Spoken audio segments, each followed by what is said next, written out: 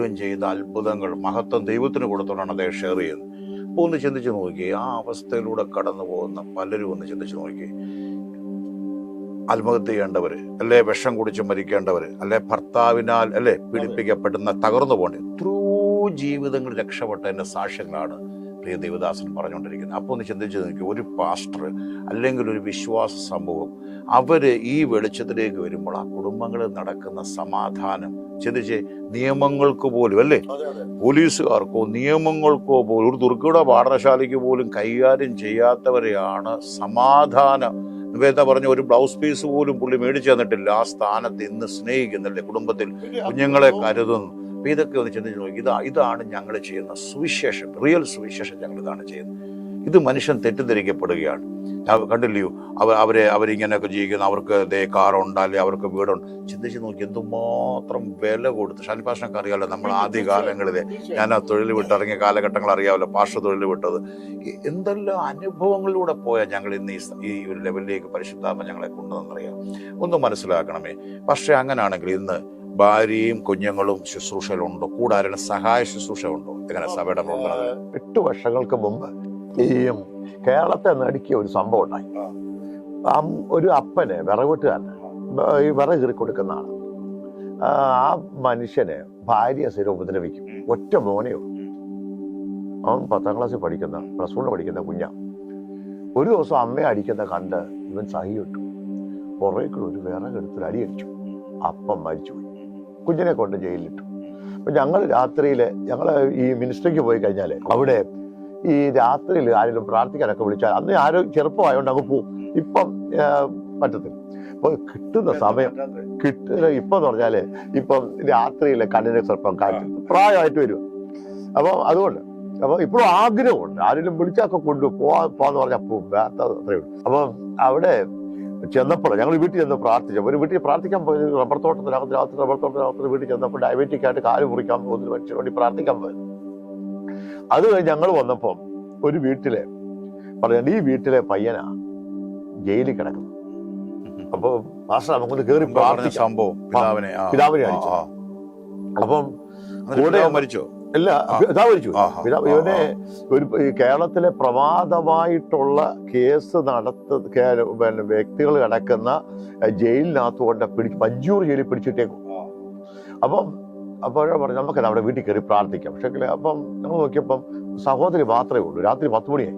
നമ്മൾ തെറ്റാവണം, അവിടെ നമ്മൾ പണി ചെയ്യാം. അപ്പോൾ വീടിൻ്റെ പുറത്ത് നിന്ന് കൈ പിടിച്ച് പ്രാർത്ഥിക്കാം. എൻ്റെ കൂടെ വന്ന സഹോദരങ്ങളും ഞങ്ങളും കൂടെ പ്രാർത്ഥിക്കാം. നാളെ പയ്യൻ പരോളിൽ ഇറങ്ങുക. ഈ പയ്യൻ പരോളിൽ ഇറങ്ങുക, നാളെ വരിക. അതിനുവേണ്ടി അവർ അടുത്തുള്ള ആളായ ഞങ്ങൾ കൊണ്ടുപോയത് അവർ വേറെ കൂടി പ്രാർത്ഥിക്കാൻ. അപ്പം അഞ്ചേരി സ്ഥലത്തായി സ്ഥലക്കും. അപ്പോൾ എൻ്റെ കൂടെ വന്നൊരു ബിജു ബ്രദർ എന്ന് പറഞ്ഞ നല്ലൊരു ദൈവദാസനാണ്.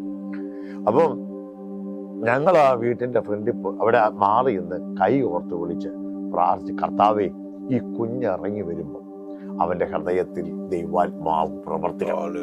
ഇവരൊരു നമ്മൾ പരിജ്ഞാനത്തിൽ കാര്യങ്ങൾ ചെയ്യണം.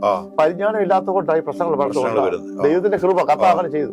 മാറി നിന്ന് ആ ലൈറ്റും പെട്ടത് ഞങ്ങൾ പ്രാർത്ഥിച്ചു, കർത്താവ് ഈ കുഞ്ഞിനെ നീ തൊടണം. പിറ്റേ ദിവസം ഞായറാഴ്ച ഞങ്ങൾക്ക് അന്നേരം പാമ്പാടി പ്രാർത്ഥനയുണ്ട്.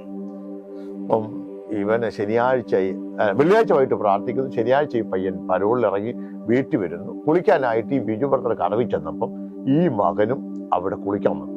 അപ്പം അവരുടെ വിവരം ചോദിച്ചാൽ പറഞ്ഞു, ഞാൻ ഇതുപോലൊക്കെ അന്ന് ഒരാളെ കൊന്ന കേസിൽ 3-4 പ്രതികൾ ചങ്ങനാശ്ശേരിക്കാർ വഞ്ചൂരിയിൽ കിടപ്പുണ്ട്, അവരുടെ കൂടെ പയ്യൻ കിടക്കുന്നു. അപ്പം ഞങ്ങൾ വേണ്ടി പ്രാർത്ഥിച്ചു. ദൈവം നിന്നെ വിടുവിക്കും, ദൈവം നിന്നെ സൗഖ്യമാക്കും. കർത്താവ് ഈ വിഷയത്തിൽ തന്നെ അവൻ തെറ്റ് ചെയ്തതിന്റെ റീസൺ ഇതാ, കർത്താവ് അതിനുള്ള ശിക്ഷ അവന് കൊടുക്കട്ടെ. നമ്മൾ അതിൽ നിന്നല്ലേ പറയുന്നത്. പക്ഷേ ഇവൻ ജയിലിൽ കിടന്ന് അടുത്ത ഒരു കൊലയാളിയായിട്ട് വന്നു കഴിയുമ്പോൾ എത്ര പേർക്ക് സ്വസ്ഥതയില്ലാതെ. ഇവൻ ഈ 99 വിട്ടിട്ട് 1 പുറകെ പോകുന്ന കർത്താവിന്റെ ആ സ്നേഹം. അപ്പൊ ഇവൻ നഷ്ടപ്പെട്ടു പോയിട്ട് അമ്മയ്ക്ക് ഇനി ആരുമില്ല. അതാ ഞങ്ങൾ വേദന. അതിനല്ല, ഇവൻ പോയി കഴിഞ്ഞാൽ ഇവൻ ആരെയും ഉപദ്രവിച്ചാൽ അവർക്കുണ്ടാകും നഷ്ടം. ഇപ്പൊ ഈ പയ്യനോട് ഈ വചനം ഈ ബ്രദർ പറഞ്ഞു, ഞങ്ങൾക്കൊരു മീറ്റിംഗ് ഉണ്ട്, നാളെ നീ വരണം. അപ്പൊ ഇവൻ വരാമെന്നും പറഞ്ഞു. ഞാൻ അവിടെ ഒരു കളന്നൊരു വീട്ടിലോട്ട് കയറിപ്പോണം. ഞാൻ കാറ് താഴെ ഇട്ടപ്പം ഈ പയ്യൻ നടന്നു വരുന്നു. ഇവനോട് അവിടെ താഴെ വെച്ചു ദൈവത്തിന്റെ വചനം പറഞ്ഞു. ആ വചനം കേട്ടു. അവനെ മീറ്റിങ്ങിൽ വന്നിട്ട് അവിടെ താഴെ വെച്ച് തന്നെ യേശു രക്ഷകനും കർത്താവുമായിട്ട് സ്വീകരിച്ചു. മേളി വന്നു, കർത്താവ് എന്നെ ഈ കേസിൽ നിന്ന് വിടിപ്പിച്ചാൽ ഞാൻ ദൈവപൈതലായിട്ട് ജീവിക്കും. അത്ഭുതം. ഇവനെ പരോള് കഴിഞ്ഞ് 10 ദിവസം കഴിഞ്ഞ് ചെന്നു. എങ്ങനെയോ 3 മാസം കൊണ്ട് ഇവനെ ആ കേസിൽ നിന്ന് ഒഴിവാക്കി, അവനെ വിട്ടു. ഇപ്പൊ കോട്ടയം മെഡിക്കൽ കോളേജിനടുത്ത് ഈ നമ്മൾ ഇതുണ്ടല്ലോ, ഏഷ്യ വിഷനൊക്കെ ഉണ്ടല്ലോ, ചാനലിന്റെ പരിപാടിയും ചെയ്ത് അവൻ ജീവിക്കും. അപ്പൊ നമുക്ക് ദൈവം ഭയങ്കര കഴിവ്. അത് എനിക്ക് മനസ്സിലായത് പാസ്റ്ററിന്റെ ഉള്ളില് നഷ്ടപ്പെടുന്ന ആത്മാക്കളെ കുറിച്ച്, യേശുവിലേക്ക് ജനം വരേണ്ടതിനെ കുറിച്ചുള്ള ഭാരം കടക്കുന്നത് കൊണ്ടാണ് ആ ശുശ്രൂഷ ദൈവം അത്ഭുതകരമായിട്ട് കൊണ്ടുവന്നത്. ഇപ്പോഴേ ഈ വീണ്ടും വരവിനെ കുറിച്ചുള്ള പുസ്തകങ്ങളും പഠനമൊക്കെ ഉണ്ടല്ലോ. കർത്താവിന്റെ വീണ്ടും വരവ്, അതെന്താണ് ഭാഷ അങ്ങനെ ഒരു ദിവസം രാവിലെ ഞാൻ പ്രാർത്ഥിച്ചു. അതിന്റെ പുസ്തകം ഏതാന്ന് കാണിച്ചു. അതിന്റെ പുസ്തകം ഇതാണ്. ആദ്യം താങ്കൾ ഒരുങ്ങിയോ അല്ലേ? അപ്പൊ കഴിഞ്ഞ യേശു വീണ്ടും വരുന്നു, അതേണ്ട താങ്കൾ ഒരുങ്ങിയോ. ഇതാണ് എനിക്ക് തോന്നുന്നു ഭാഷ. ഇത് ഒരു എത്ര പുസ്തകം കൊടുത്തിട്ടുണ്ട് ഇങ്ങനെ? ഇത് കുറഞ്ഞത് ഒരു 5000 പുസ്തകം ഫ്രീ ആയിട്ടാ കൊടുക്കുന്നത്. ഫ്രീ ആയിട്ട് മറ്റേ ചെലവുകളൊന്നും ദൈവം തന്നിട്ടുണ്ട്. ദൈവം സമൃദ്ധിയായിട്ട് നമ്മളെ അനുഗ്രഹിച്ചു. ആകയാൽ നാളും നാഴികയും നിങ്ങൾ അറിയാകൾ ഉണർന്നിരിപ്പീൻ. ശേഷം 25:13 യേശു വീണ്ടും വരും താങ്കൾ. ഇത് ഒത്തിരി സ്വാധീനിച്ചിട്ടുണ്ട് ഈ പുസ്തകം. ഒരുപാട് പിന്നീട് എഴുതിയ പുസ്തകങ്ങൾ അതൊക്കെയായിരുന്നു. പിന്നീട് നമ്മൾ ഈ എഴുതിയ പുസ്തകം നമ്മളെ ഇവിടെ കൊണ്ടുവരാൻ തീർന്നു പോയി. കാരണം നമ്മൾ അങ്ങനെ സ്റ്റോക്ക് ചെയ്തില്ലായിരുന്നു. അപ്പൊ നമ്മുടെ എങ്ങനെ സെൽ മീറ്റിംഗ് പ്രയർ ലൈനിൽ കൊടുത്താൽ ആർക്കെങ്കിലും ആവശ്യം ഉണ്ടായി കൊടുക്കാം. ഇത് കൊടുക്കാം. പുതിയ പ്രിന്റിംഗ് കൊടുക്കാമല്ലോ. പിന്നെ നമ്മള് പാട്ട് പുസ്തകങ്ങളാണ്. ഈ പാട്ട് ഒരു സാധാരണ പാട്ട് പുസ്തകമല്ല. ഇത് പാസ്റ്ററക്കിയതല്ലേ? അതെ. ഈ പാട്ട് പുസ്തകം അത് നമ്മുടെ ചർച്ച അസോസിയേറ്റ് ചെയ്തേക്കുന്ന ഒരു സഭയാണ്. ഇതിന്റെ പുറകിൽ നമ്മുടെ പാസ്റ്റർ ഷാൻലി തോമസ് ഉണ്ട്. ഇതിനകത്ത് ഒരു 450 പാട്ടുകൾ, പഴയതും പുതിയതും എല്ലാം. പഴയത് പുതിയത്, ഇംഗ്ലീഷ്, ഹിന്ദി. ഇതെങ്ങനെ കൊടുക്കുന്ന പുസ്തകം? എല്ലാം ഫ്രീ ആയി. കാരണം രക്ഷ സൗജന്യം, സുവിശേഷവും ഫ്രീ. കാരണം കർത്താവ് നമുക്ക് തന്നിട്ടുണ്ട്. നമുക്കത് ആദ്യം മുതലേ ഭാഷണം അങ്ങനെ ഒരു ഇതിനകത്തുള്ള പ്രത്യേകത പാസ്റ്ററെ, നമ്മൾ ഇതിനകത്ത് ഒരു പാട്ടുപുസ്തകം മാത്രമല്ല, ഇത് നമ്മളൊരു വീട്ടിൽ സൗജന്യമായിട്ട് കൊടുത്തു കഴിയുമ്പോൾ അവർക്ക് എപ്പോഴെങ്കിലും ഈ പാട്ടുപുസ്തകം അവരുടെ കയ്യിൽ ഇരിക്കും. തിരിച്ചു നോക്കുമ്പോൾ രക്ഷ എന്താണ്. അപ്പൊ അതിനെ കുറിച്ചുള്ള എഴുതിയിട്ടുണ്ട്. ഇവിടെ ഇതിനകത്ത് ജഡത്തിൽ ജനിച്ച മനുഷ്യൻ എന്തിനു വേണ്ടി ജനിക്കണം. പിന്നെ അടുത്ത് വരുമ്പോ എങ്ങനെ പ്രാർത്ഥിക്കണം. പലർക്കും ഞാൻ പല കുഞ്ഞുങ്ങളോടും ചോദിക്കും, ആരോട് പ്രാർത്ഥിക്കണം, എങ്ങനെ പ്രാർത്ഥിക്കണം, ഒന്നും അറിയത്തില്ല. ആകെപ്പാടെ ഒരു തച്ചു പ്രാർത്ഥനയും കൊണ്ടൊക്കെ നടക്കും. നമ്മളൊരു മോഡൽ പ്രയർ കൊടുത്തിട്ടുണ്ട്. അപ്പൊ അതിനകത്ത് പ്രാർത്ഥിക്കുമ്പോൾ ഏറ്റു പറഞ്ഞ് പ്രഖ്യാപിക്കേണ്ട കാര്യം എന്താ, നിങ്ങൾ പറയേണ്ട കാര്യം, നിങ്ങൾ ആരാണ്. പിന്നെ അത് കഴിയുമ്പോഴത്തെ കർത്താവിന്റെ മടങ്ങി വരവ്, പിന്നെ സഭയായി ചെയ്യുന്ന സുവിശേഷ വേലകൾ. പക്ഷെ ഞാൻ ചോദിച്ചോട്ടെ, ഒരു മിനിറ്റ്, ഈ പുസ്തകങ്ങൾ എഴുതുന്നത് എങ്ങനെയാ പക്ഷെ എങ്ങനെ? ആദ്യം ഹൃദയത്തിൽ ഒന്ന് ധ്യാനിച്ചാണോ? എങ്ങനെ ക്രമീകരണങ്ങൾ അങ്ങനെ ആഗ്രഹിക്കുന്ന? എനിക്ക് അതിന് അത്രയ്ക്കുള്ള പ്രാഗൽഭ്യം ചെയ്യുന്നത്. ഞാൻ ചെയ്യുന്നതെന്ന് പറഞ്ഞാല് ചില ഭാരങ്ങൾ കർത്താവ് തരും. ചില വിഷയങ്ങളോട് ഇരിക്കും. അതിന് പ്രത്യേകിച്ച് മെഡിറ്റേറ്റ് ചെയ്തോ പ്രാർത്ഥന ഇരിക്കും, ഉപവാസത്തോടെ അല്ല ഇരിക്കുന്നത്. ഞാൻ ചില വിഷയങ്ങളെ ദൈവം നമ്മൾ ആ സമയത്ത് കൊണ്ടുപോകും. അതിനകത്ത് നമ്മൾ ഇൻവോൾവ് ചെയ്യിക്കും. അതിന്റെ വിടുതൽ നമ്മളെ കാണിക്കും. ആ വിടുതൽ കാണിച്ചു കഴിയുമ്പം ആ ഒരു കുടുംബം അനുഭവിക്കുന്ന വേദന. ഇപ്പൊ എഴുതിക്കൊണ്ടിരിക്കുന്ന മധ്യസ്ഥന്മാരും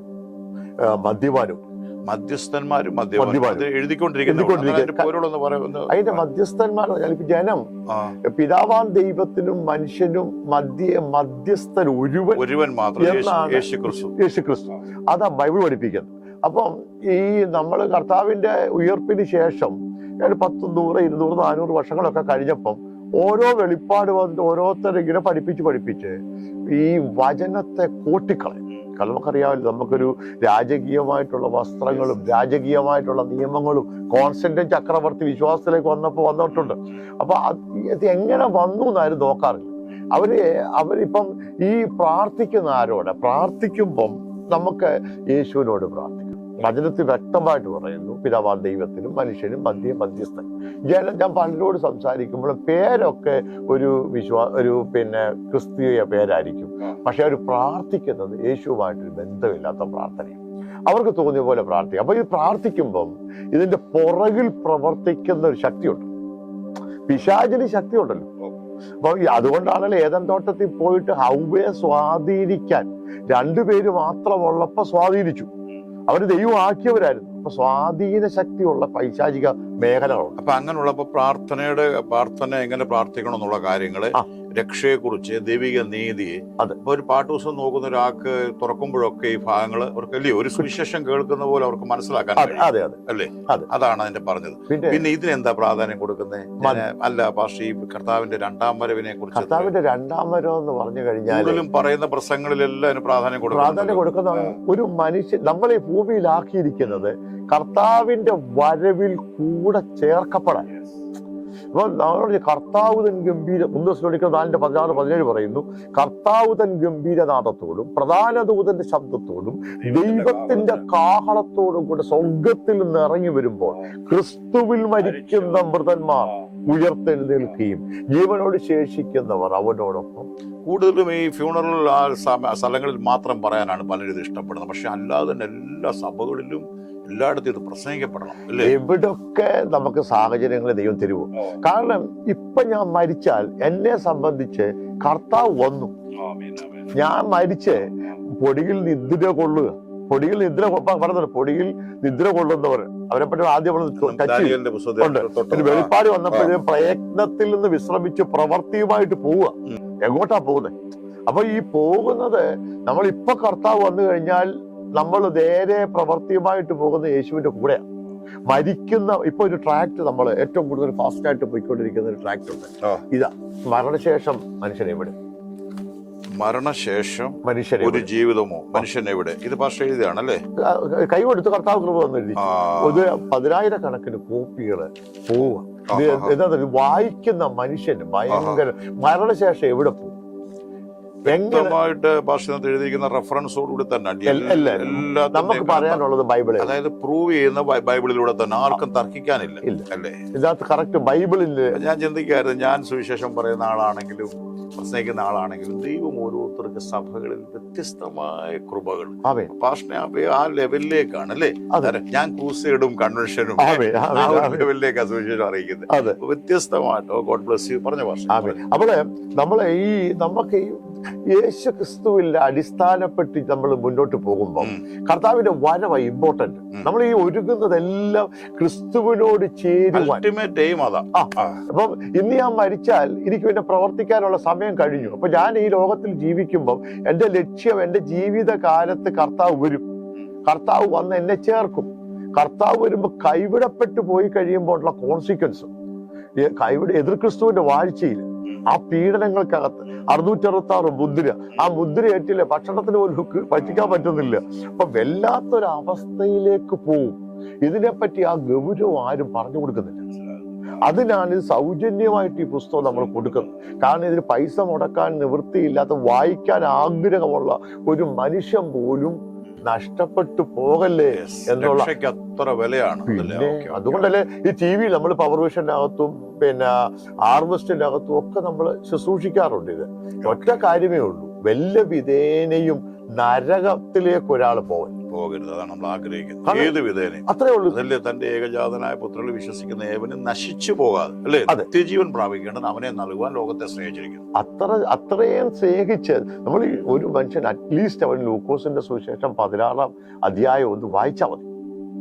വായിക്കുമ്പോൾ തന്നെ അല്ലേ വെളിപ്പാട് കിട്ടും. അപ്പം അവിടെ കിടന്ന് കരഞ്ഞ് നിലവിളിക്കുന്ന ധനവാനായ മനുഷ്യൻ അവനോട് പറയുന്ന വാക്കുകൾ, ഇപ്പം ലാസർ ഈ ഭൂമിയിൽ ജീവിച്ചപ്പോൾ അവനും നമ്മളെ ഇന്നയൊക്കെ ഉണ്ടായിരുന്നു. ഞങ്ങൾക്ക് ഞങ്ങളുടെ ജീവിതത്തിലും ആളുകൾ ഞങ്ങളെ നിന്ദിക്കാറുണ്ട്, ഞങ്ങളെ പല കാര്യത്തിലും കളിയാക്കാറുണ്ട്, പ്രാർത്ഥിച്ചിട്ട് പോയവർ തന്നെ ഞങ്ങൾക്കെതിരെ സംസാരിക്കാറുണ്ട്. പക്ഷെ ഇതൊക്കെ കാണുമ്പോഴും ഞങ്ങൾക്ക് സന്തോഷമേ ഉള്ളൂ. കാരണം നഷ്ടപ്പെടരുത് ഒരിക്കലും, അവൻ അറിയാതെ ചെയ്യുന്നുള്ളൂ. അത്രേ ഉള്ളൂ. ഈ ദേവദാസനാണെങ്കിലും ഞാൻ ആദ്യമേ പറഞ്ഞല്ലോ, നല്ല രവിവർമ്മ കോളേജിൽ പഠിച്ച് ഒരു ഫോട്ടോയ്ക്ക് 10,000-കണക്കിന് രൂപ വാങ്ങിച്ചുകൊണ്ടിരുന്ന ഒരു ദേവദാസൻ അതെല്ലാം വിട്ടിട്ട് വന്നിട്ട് ഇപ്പൊ കർത്താവിന്റെ വേലയിൽ നിൽക്കുമ്പോൾ നിങ്ങൾ കൊടുക്കണമെന്ന് പറയുമ്പം ആ ദേവദാസന്റെ ആ ദ്രവ്യാഗ്രഹം കൊണ്ടാന്ന് പറയുമ്പോൾ ഞങ്ങളുടെ ഹൃദയം വേദനിക്കും. കാരണം ഞങ്ങൾക്ക് ഒറ്റ കാര്യമേ ഉള്ളൂ, ഈ നരകത്തിൽ പോയി കിടന്ന് നിലവിളിക്കുന്നവന്റെ ശബ്ദമാ ഞങ്ങളുടെ ചെവിക്കകത്ത് കേട്ടോണ്ടിരിക്കും. അതുകൊണ്ടാണ് വല്ലവിധേനയും നരകത്തിലേക്ക് യാത്ര ചെയ്യുന്ന ഒരാളെ മടക്കി ക്രിസ്തുവിൽ കൊണ്ടുവരുന്നത്. ഭാഷണം ഇതാണ് ദൈവം നൽകുന്ന ആത്മഭാരം. ഇതാണ് ശരിക്കും പറഞ്ഞ ആത്മഭാരം അല്ലേ? എനിക്കതിലെല്ലാം ഒരു വിടുതൽ. ഞാൻ എൻ്റെ വേറൊരു ഇൻസ്പിറേറ്റീവ് ആയിട്ടുള്ള കാര്യം പറയാം. മഹത്വ കർത്താവിനെ ഒരു പുകഴ്ചയ്ക്ക് വേണ്ടി അല്ലി പറയുന്നത്. കാരണം ഇത് കേൾക്കുന്നവർക്ക് ഒരു പ്രചോദനം ഉണ്ടാകട്ടെ, അവരിൽ മാനസാന്തരം ഉണ്ടാകട്ടെ. ഒരു ഇലക്ട്രീഷ്യൻ, ഒരു മനുഷ്യൻ, സ്ഥലം ഞാൻ പറയുന്നില്ല, പറഞ്ഞ ആൾക്കാർക്ക് അറിയാം. അദ്ദേഹത്തിന്റെ അലുമിനിയം ഫാബ്രിക്കേഷൻ വർക്കും എല്ലാം ഉണ്ട്. അദ്ദേഹം വെള്ളമടിക്കുന്ന പുള്ളിക്കായിരുന്നു, മദ്യപാനിയാണെങ്കിലും ഭാര്യ സ്നേഹിക്കുന്ന. കാരണം ഇദ്ദേഹം മദ്യപിച്ചിട്ട് എവിടെയെങ്കിലും റോഡ് സൈഡിൽ കിടക്കും. രാത്രിയിൽ ഈ സഹോദരി വന്ന് വിളക്ക് കൊണ്ടുവന്ന് വിളിച്ചോണ്ട് പോകും. അപ്പൊ അദ്ദേഹത്തിന്റെ പണിസാധനങ്ങളെല്ലാം വീട്ടിൽ പിടിച്ചു വെച്ചു. ഒരാൾ ഒന്നോട് പറഞ്ഞു, ഉണക്ക ഒരു പട്ടിണിയാണ്, കുഞ്ഞുങ്ങൾ 2 പിള്ളേരുണ്ട്, പട്ടിണിയാണ്, ഒന്ന് ആ പണിസാധനം ഒന്ന് വിട്ടുകൊടുക്കണം. അപ്പൊ അവിടെ ചെന്നു വഴക്കൊക്കെ പറഞ്ഞു, പണിസാധനം വിട്ടുകൊടുക്കും, അപ്പൊ ഞങ്ങളുടെ കാശ് അവൻ തരും. അപ്പം ഇവന്റെ കൂടെ ഒരു കയ്യാളുണ്ടായിരുന്നു. അവന് യേശുവിനെ പറ്റി ഒന്നും അറിയത്തില്ലായിരുന്നു. പക്ഷെങ്കില് ഇവനോട് പറഞ്ഞ ആ രക്ഷയും മാനസാന്തരവും യേശുക്രിസ്തു എന്ന രക്ഷകനെ പറ്റി അവൻ പഠിച്ചു, അവൻ മനസ്സിലാക്കി. ഇവന്റെ മദ്യപാനമൊക്കെ മാറി ഇവൻ ഇവിടുന്ന് അങ്ങ് തിരുവനന്തപുരത്തിന് പോയി. അത് കഴിഞ്ഞ് ഞാൻ വേറൊരു ദിവസം ഒരു ചർച്ചില് പാസ്റ്റേഴ്സ് കോൺഫറൻസിന് ക്ലാസ് എടുക്കാൻ ചെന്നിട്ട് അവിടുന്ന് ഇറങ്ങി വന്നപ്പോൾ ഒരാൾ ഓടി പുറകിന് വന്നിട്ട്, പാസ്റ്ററെ എന്നെ ഓർക്കുന്നുണ്ടോ? ഞാൻ പറഞ്ഞു, മോനെ ഞാൻ മറന്നുപോയി, വലിയ ആളൊന്നും ആയിട്ടല്ല, മറന്നുപോയി. പറഞ്ഞു, പാസ്റ്ററെ മേപ്പറാൽ വെച്ചിട്ട് ഇന്നാരുടെ കൂടെ അവനെ കയ്യാളായിട്ട് നടന്ന ആളാ ഞാൻ. പക്ഷെ യേശുവിനെ തിരിച്ചറിഞ്ഞു കഴിഞ്ഞപ്പം കർത്താവിന്റെ നാമത്തിന്റെ മഹത്വത്തിന് വേണ്ടി എൻ്റെ ജോലി നിർത്തി യേശു രക്ഷകനും കർത്താവുമായിട്ട് സ്വീകരിച്ചു. ഇന്ന് ഞാൻ ഈ ബൈബിൾ കോളേജിൽ പോയി പഠിച്ച് ഈ സഭയിലെ അസിസ്റ്റന്റ് പാസ്റ്ററായിട്ട് നിൽക്കുക. എനിക്ക് എൻ്റെ ജീവിതത്തിലെ ഏറ്റവും വലിയ സന്തോഷം. എനിക്ക് ഒരാളൊരു 100 കോടി രൂപ തന്നാലും ഇപ്പോഴും എനിക്കത് പറയുമ്പോൾ അങ്ങ് സന്തോഷം. കാരണം വചനം ഒരിക്കലും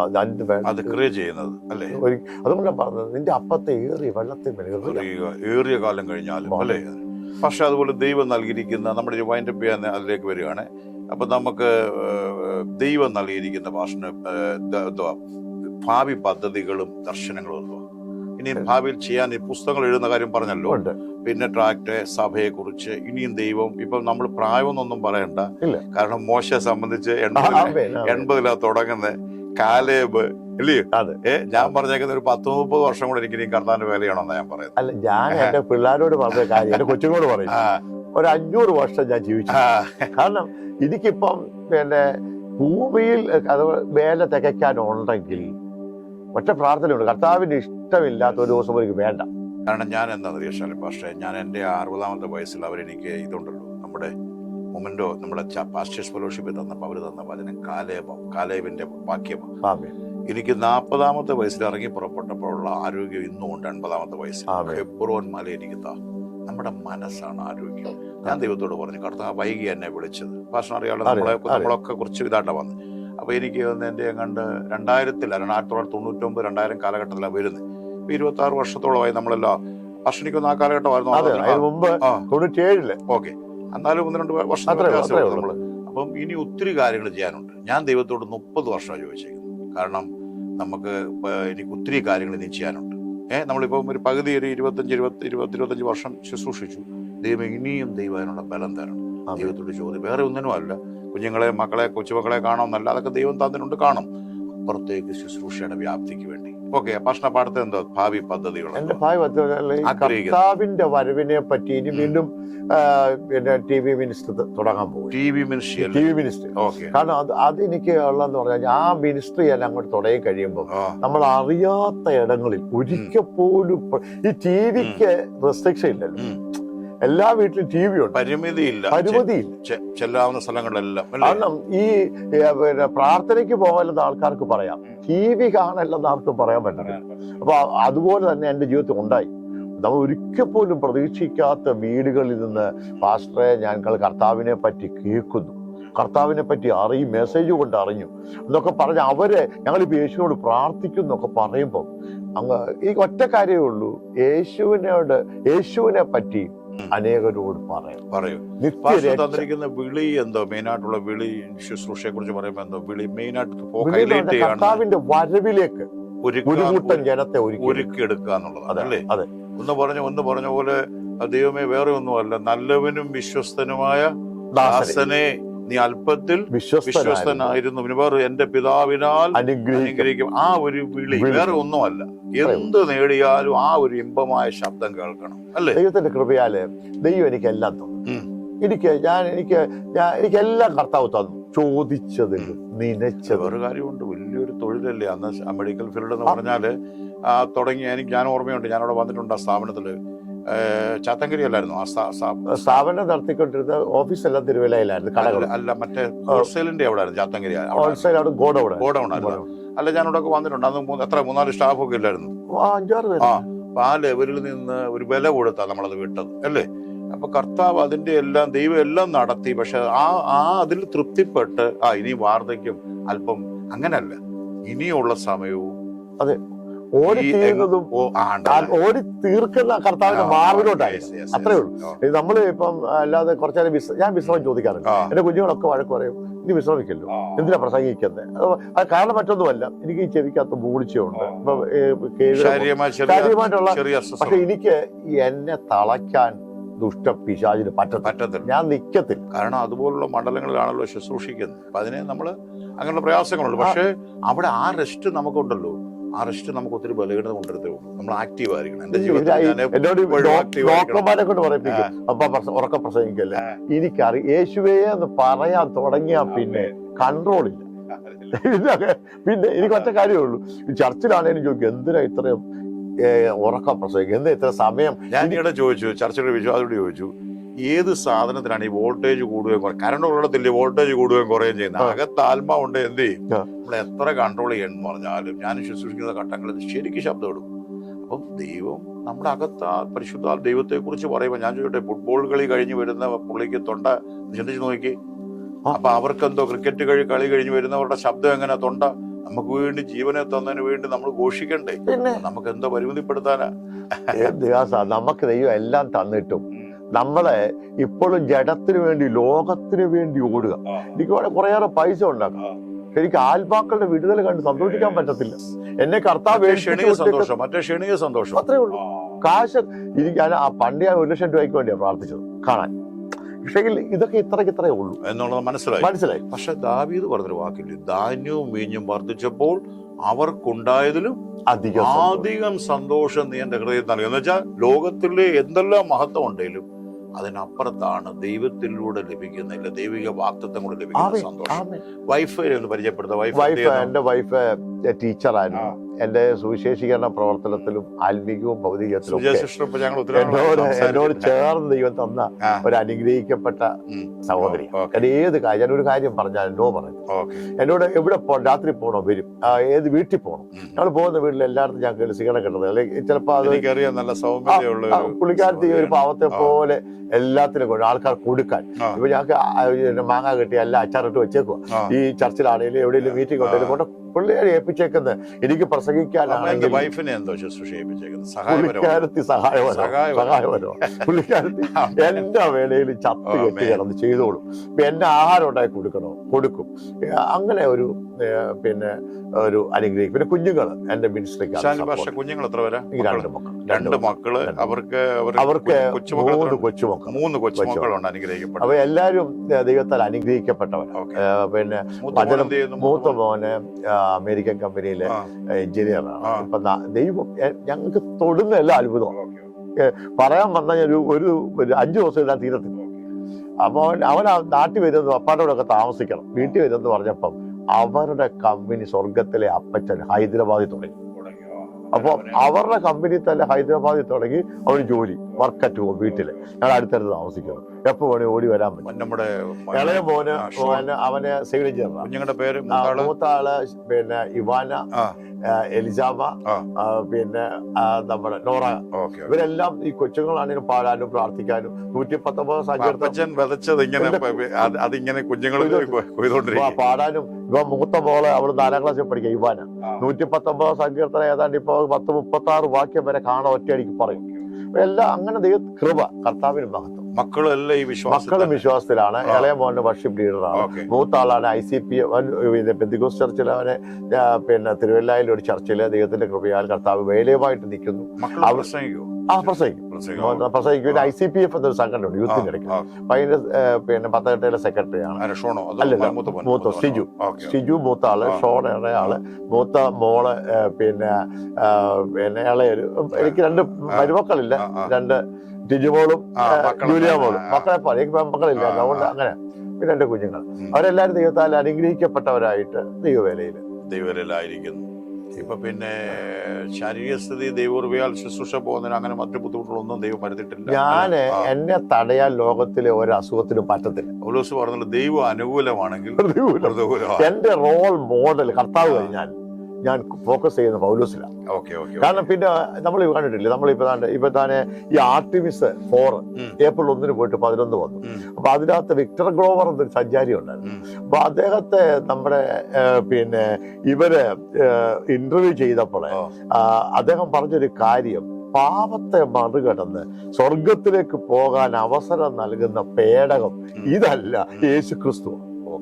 അപ്പൊ ഒന്ന് ആലോചിച്ച് നോക്കി, ഇത്രയും വലിയ ഒരു സയൻസും കാര്യങ്ങളും കഴിവുള്ള മനുഷ്യർക്ക് പോകാം, പക്ഷെ നിത്യതയിൽ പോകണമെങ്കിൽ യേശുക്രിസ്തുവിനോട് പറഞ്ഞ പോലെ വീണ്ടും ജനിക്കാതെ അത് പറ്റും. പിന്നെ അതുകൊണ്ടൊക്കെ നമ്മൾ ഇപ്പൊ അടുത്ത് നമ്മൾ കണ്ട JCD പ്രഭാകർ, തമിഴ്നാടിന്റെ സ്പീക്കർ, അദ്ദേഹം സ്പീക്കറാണ്. പക്ഷെങ്കില് അദ്ദേഹം 50 ബൈബിള് കൊണ്ട് കടതീർത്ത് കൊടുത്തു, 100 കൊടുത്തു. ഇപ്പൊ 1000കണക്കിന് ബൈബിളാണ് പുള്ളിക്കാരനെ കൊടുത്തുകൊണ്ടിരിക്കും. കാരണം എനിക്ക് ജീവിക്കുന്നത് ക്രിസ്തു,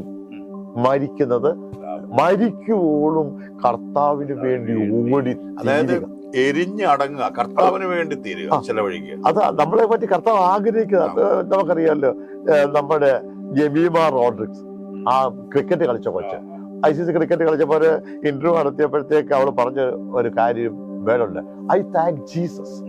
പാരസ്യമായിട്ട് ലോകത്ത് ഒത്തിരി പ്രശ്നങ്ങളൊക്കെ പുറകെ വന്നിട്ടുണ്ട്. പക്ഷെങ്കില് ലഭ്യമാകുന്ന സാഹചര്യങ്ങൾ കുഞ്ഞുങ്ങളെ നഷ്ടപ്പെടുത്താതെ കർത്താവിന് വേണ്ടി നിൽക്കണം. ആര് നിന്നെ നിന്ദിക്കുമെന്നോ, ആര് കൂടെ നിൽക്കുമെന്നോ, ആര് സഹായിക്കുമെന്നോ, അല്ലെ ഉയർച്ച ഇന്നത്, അതൊന്നും അല്ല വിഷയം. കിട്ടുന്ന സാഹചര്യത്തെ കർത്താവിനെ ഉയർത്തിക്കൊണ്ട് അവന്റെ നാമത്തിന്റെ മഹത്വത്തിന് വേണ്ടി നിൽക്കുകയാണ് ലോകത്തിലെ എല്ലാത്തിനെക്കാട്ടിലും ശ്രേഷ്ഠം. പക്ഷേ ഇപ്പൊ നമ്മളിത് എന്റെ സമയമായി. അപ്പം ഈ ഓഡിയൻസിനോട്, പ്രത്യേകിച്ച് കാണുന്ന പ്രിയപ്പെട്ട വിശ്വാസികളോട് പറയാനെന്തോ ഒരു സന്ദേശം ഒന്ന് പറഞ്ഞ്, എന്നിട്ട് പറയാനുള്ളത്, നിങ്ങൾ സത്യവചനം തിരിച്ചറിയണം. നിങ്ങൾ ബൈബിൾ വായിച്ച് സത്യം തിരിച്ചറിയണം. സത്യം നിങ്ങളെ സ്വതന്ത്രരാക്കും. വിശുദ്ധ വേദപുസ്തകം പഠിച്ചിട്ട് കർത്താവ് ആഗ്രഹിക്കുന്ന പോലെ നിങ്ങളുടെ ജീവിതത്തെ ക്രമപ്പെടുത്തണം. നിങ്ങൾ കർത്താവിന്റെ വരവിലേക്ക് ഒരുങ്ങണം. നമ്മൾക്ക് ഈ ലോകത്തെ ഓരോ സഭകൾ ആവശ്യമുണ്ട് നിൽക്കാനൊക്കെ. പക്ഷെങ്കിൽ കർത്താവ് നമ്മളെ ഓരോരുത്തരെയും അവനവൻ ശരീരത്തിലിരിക്കുമ്പോൾ ചെയ്യുന്നത് നല്ലതാകിലും തീയതാകിലും അതിന് തക്കവണ്ണം പ്രാപിക്കേണ്ടതിന് ന്യായാസനത്തിന്റെ മുമ്പാകെ നിൽക്കുന്ന ഒരു സമയം വരും.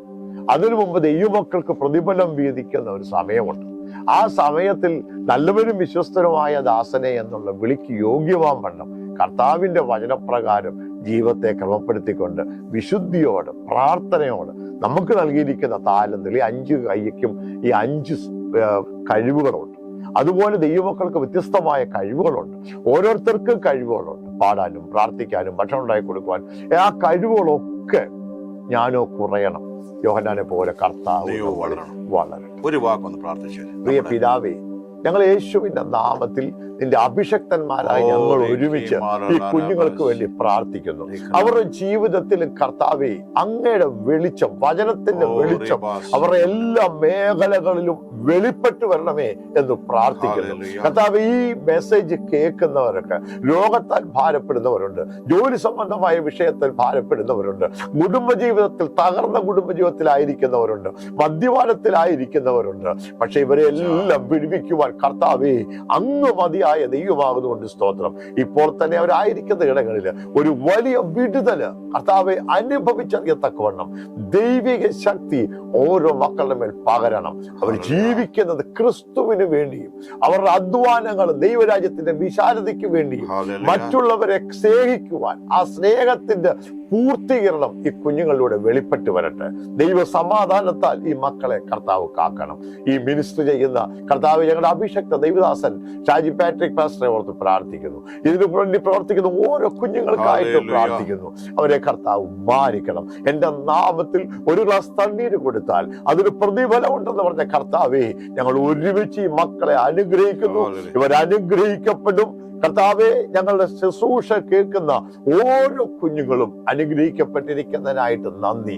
പ്രാർത്ഥന കേട്ടതിനായി സ്തോത്രം, യേശുവിന്റെ നാമത്തിൽ തന്നെ ആമേൻ. പ്രിയരെ, ഈ ദേവദാസന് എഴുതിയ ട്രാക്റ്റിനെ കുറിച്ചൊക്കെ നമ്മൾ പറഞ്ഞായിരുന്നല്ലോ. അപ്പം അദ്ദേഹം ദൈവം കൊടുത്ത ഗിഫ്റ്റിലാണ് ഇത് എഴുതിയിരിക്കുന്നത്. പിന്നീട് പറഞ്ഞു അദ്ദേഹം പാട്ടുപുസ്തകം ദൈവകൃപയാൽ എഴുതി. പിന്നെ അതുപോലെ എനിക്ക് ഏറ്റവും ഇഷ്ടപ്പെട്ടൊരു ബുക്കാണ് യേശു വീണ്ടും വരുന്നു, താങ്കൾ ഒരുങ്ങിയോ. അപ്പം ഇതൊക്കെ ദൈവം ഞാൻ സാധാരണ ഞങ്ങളൊരു ഇൻ്റർവ്യൂ പോലല്ല ഞങ്ങളിവിടെ ഇരുന്നത്. ഞാൻ പല കാര്യങ്ങൾ ഒരു പ്ലാൻ ചെയ്താ വന്നതെങ്കിലും ഞാൻ അദ്ദേഹത്തിനെ ആ പരിശുദ്ധാത്മാവിൻ്റെ ശബ്ദത്തിനും ഗൈഡൻസിനും വേണ്ടി ഞാൻ വിട്ടിരിക്കുകയായിരുന്നു, ഒരു പരിശുദ്ധാത്മാവിൻ്റെ നിയോഗത്തിന് വേണ്ടി. അപ്പം അദ്ദേഹത്തിൻ്റെ ജീവിതത്തിലെ അനുഭവങ്ങൾ തീർച്ചയായിട്ടും ധാരാളം തകർന്ന ജീവിതങ്ങൾക്ക് അത് വിടുതലായിട്ടുണ്ട്. രോഗസൗഖ്യത്തെക്കുറിച്ച് പറഞ്ഞു, ആത്മഹത്യ ചെയ്യാവുന്ന വക്കിലേക്ക് പോയവരുടെ അനുഭവങ്ങളെ, സാമ്പത്തികമായി തകർന്നവരുടെ അനുഭവങ്ങൾ, ഇതിലെല്ലാം ഉപരി തൻ്റെ ഹൃദയത്തിലെ വലിയ ഭാരമാണ് ആ ദൈവം കൊടുത്ത നന്മകളെല്ലാം എങ്ങനെയും ക്രിസ്തുവിൽ മറ്റുള്ളവരെ തികഞ്ഞവരാക്കുക, മറ്റുള്ളവരെ യേശുവിൻ്റെ സ്നേഹത്തിലേക്ക് കൊണ്ടുവരിക. തീർച്ചയായിട്ടും ഈ ശുശ്രൂഷകൾ ഇനിയിപ്പം ടെലികാസ്റ്റ് ചെയ്ത് എൻ്റെ ഒടുവിലേക്ക് വരികയാണല്ലോ. നിങ്ങൾക്ക് എല്ലാവർക്കും ഇത് അനുഗ്രഹകരമായി എന്ന് ഞങ്ങൾ വിശ്വസിക്കുന്നു. പ്രത്യേകിച്ച് ഇന്ന് ക്ഷണം സ്വീകരിച്ച് വന്ന കർത്താവിൻ്റെ ദാസനോടുള്ള നന്ദി സ്നേഹം അറിയിക്കുന്നു. ഞാൻ എപ്പോഴും ചിന്തിക്കും, നമ്മൾ തമ്മിൽ വർഷങ്ങളായിട്ടുള്ള ബന്ധമാണെങ്കിൽ ഇന്ന് സ്റ്റാൻലി പാസ്റ്റർ ഇടയ്ക്കിടയ്ക്ക് എന്നെ ഞാനിച്ചിരി ഉഴപ്പനാ തിരിച്ചു വിളിക്കാൻ എന്നെ വിളിക്കുകയും ഇന്നും നമ്മളെ ബന്ധം 10-25 കൊല്ലം മുമ്പുള്ള ബന്ധം ഇന്നും നിലനിർത്തിക്കൊണ്ട് പോകാൻ ദൈവം സഹായിക്കുന്നു. ഞങ്ങൾ ഒരു പ്ലാറ്റ്ഫോമിൽ ഒരുപോലെ ഇരുന്ന് ബുധങ്ങളെ പുറത്താക്കുകയും രോഗികൾക്കിടെ പ്രാർത്ഥിക്കുകയും കൗൺസിൽ ചെയ്യുകയും ഒക്കെ ചെയ്തുകൊണ്ടിരുന്ന ഘട്ടത്തിൽ ദൈവം അദ്ദേഹത്തിന് സ്വന്തമായ സഭ കൊടുത്തു. എനിക്കും ദൈവകൃപയാൽ ഒരു കൂട്ടായ്മ തന്നു. തീർച്ചയായിട്ടും ഈ ചാനലിലേക്ക്, റിവൽ ടുഡേ മീഡിയയിലേക്ക് എന്നെ ക്ഷണം സ്വീകരിച്ച് തിരക്കുകളുടെ നടുവിൽ വന്ന പാസ്റ്റർ സ്റ്റാൻലിയോടും കുടുംബത്തോടുമുള്ള നന്ദി അറിയിക്കുന്നു. ദൈവം ധാരാളം അനുഗ്രഹിക്കുന്നു.